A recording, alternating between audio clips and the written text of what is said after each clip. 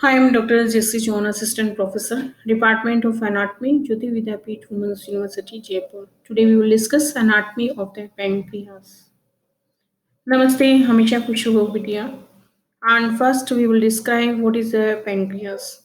Pancreas is presumably so named because of its flashy appearance. The pancreatic juice helps in the digestion of the lipid, carbohydrates, and proteins, whereas the pancreatic hormones maintain glucose homeostasis. So the pancreatic juice has the enzymes that will very essential for the digestion of the lipid, carbohydrate, proteins, and pancreatic hormones. It will secrete the hormones also, so it will maintain the glucose homeostasis. What is the location of the pancreas? Pancreas lies more or less horizontally on the posterior abdominal wall in the epigastric and the left hypochondric region, and it crosses the posterior abdominal wall obliquely from concavity of the duodenum to the hilum of the spleen opposite the level of the T12L3 vertebrae. You can see the position of it is obliquely uh, the extension of the duodenum to the spleen, and it will take a length of the T12 to L3 where it will be situated. Size and the shape: pancreas is J-shaped or retort shaped, being set obliquely. The bowl of the retort represents its head, and the stem of retort represents its neck, body, and tail. Its measurement and length will be 12 to 15 centimeter, and width will be 3 to 4 centimeter, and thickness will be present 1.5 to 2 centimeter, and the weight 80 to 90 gram. Parts are and relations.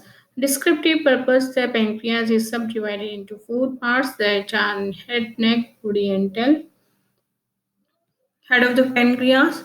It is large disc-shaped right end of the pancreas, which lies in concavity of the C-shaped duodenal loop in front of the L2 vertebra. External features: head presents the following external features: three borders, superior, inferior, and right lateral, and two surfaces that would be anterior and posterior. One process that is the uncinate process, and it is hook-like process from the lower and left part of the head, and it extends towards the left behind the superior mesenteric vessels. You can see the head, neck, body, and tail, and we already divided pancreas into the four parts. And you can see uncinate process also. Neck of the pancreas is slightly constricted part of the gland which connect the head and the body. It is about 2.5 centimeter long and directed forward, upward, and to the left. External features: there would be present two surfaces, that is the anterior and the posterior, two borders, that is upper and the lower. Relations: anterior surface is related to the pylorus, and posterior surface is related to commencement of the portal vein, and upper border is related to the first part of the duodenum, and the lower border is related to the root of the transverse mesocolon. Body of the pancreas is elongated part of the gland extending from its neck to the tail and passes towards the left of the midline with a slight upward and backward inclination, and it lies in front of the vertebral column at or just below the transpyloric plane. The external feature: it is somewhat triangular in cross section and presents three borders that are anterior, superior, inferior, and three surfaces will be anterior, posterior, and inferior, and one process will be tuber omental.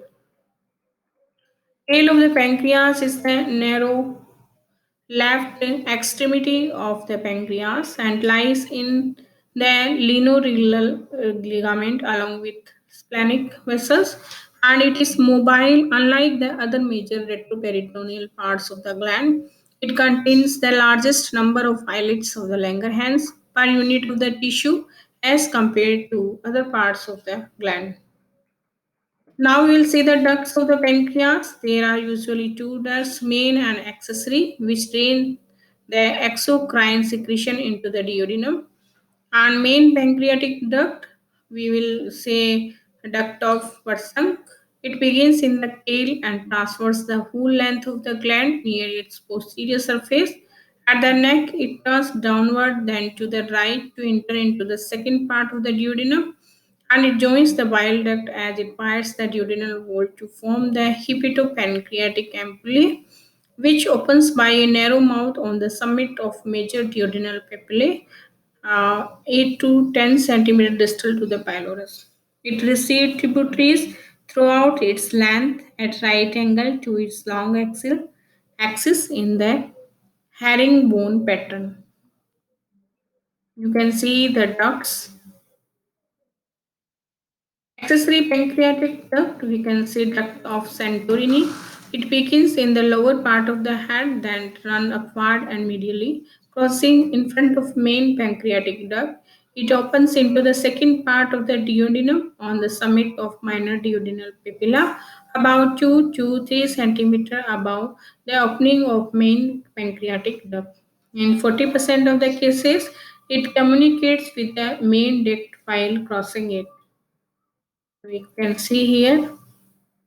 Now we'll see the arterial supply. It is a higher vascular structure and supplied by the splenic artery, that is the branch of celiac trunk, and it is supplied by the superior pancreaticoduodenal artery, the superior pancreaticoduodenal artery branch of gastroduodenal artery, and inferior pancreaticoduodenal artery, and it is a branch of superior mesenteric artery. Both the superior and inferior pancreaticoduodenal arteries divide into anterior and posterior branches, which run between the concavity of the duodenum and the head of the pancreas. The anastomosis between two branches form anterior and posterior pancreaticoduodenal arterial arcades.